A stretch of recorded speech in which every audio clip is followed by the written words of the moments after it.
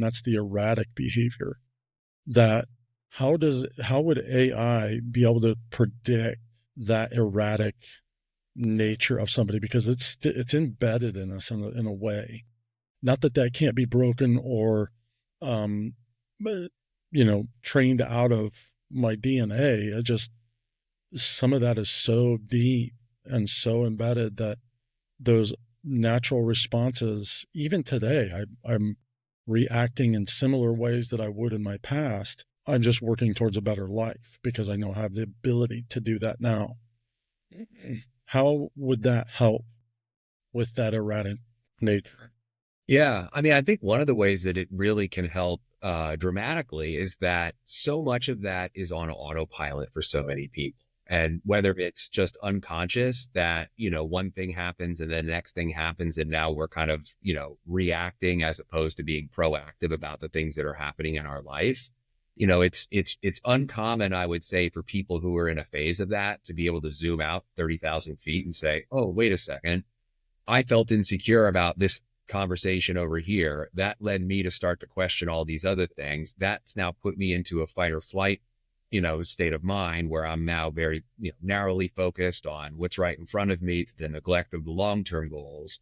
It really kind of just feels like this happened and this happened and that happened. And then people kind of wake up at one point realizing like, holy cow, I'm not taking care of myself. I'm neglecting my responsibilities. And now I just feel overwhelmed by it.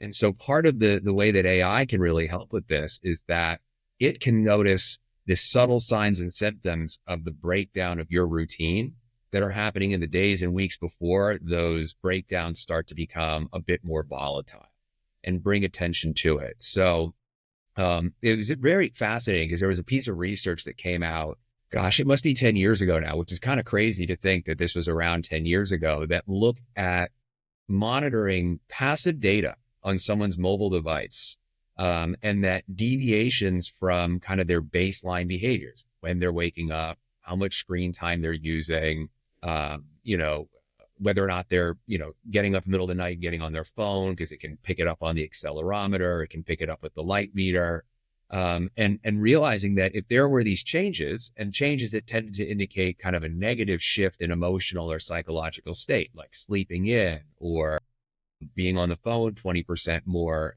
in a given day, were almost as accurate as psychometric testing in determining that these stages of emotional states were actually changing. So that really inspired me to say that, well, if we are so tethered to this thing that is, already collecting infinite amounts of data on every nuance of what we're doing to, service advertisements and things like that, what about its capacity to actually serve us health information? And so for the person whose life has been defined by that, inconsistency, hopefully early on in recovery, post-treatment, post-sober living, while in sober living, there's been an ability to start to create a little bit more of a healthy baseline. And it may be in part because of an imposed structure that if you're in sober living, you're going to be getting to a meeting 5 to 7 nights a week. You're going to be back home for curfew at a certain time. Most sober livings are going to require you to be looking for a job or be working and be out of the house during a certain time.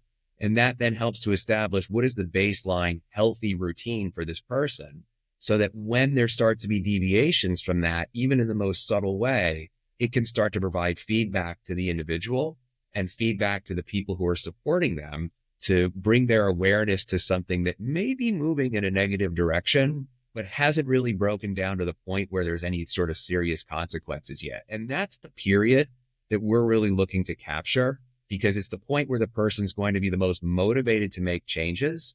It's the point where the changes are probably going to be the easiest to make. And you can head off a lot of the destruction and pain that comes if they end up moving into the later parts where they might be losing jobs or alienating themselves from relationships and things like that. So it really kind of serves in a way, at least initially, to try to bring awareness to the individual and the people around them of those early signs and symptoms that would be undetectable to the human eye. But if they end up kind of progressing past that, being able to actually help to suggest how to intervene on this person, and suggesting to a clinician, we need to come in and have, a conversation about what's been going on, and bringing all of these conversations into the clinical realm where they may not be observable to someone who's just seeing somebody in an outpatient setting or something to that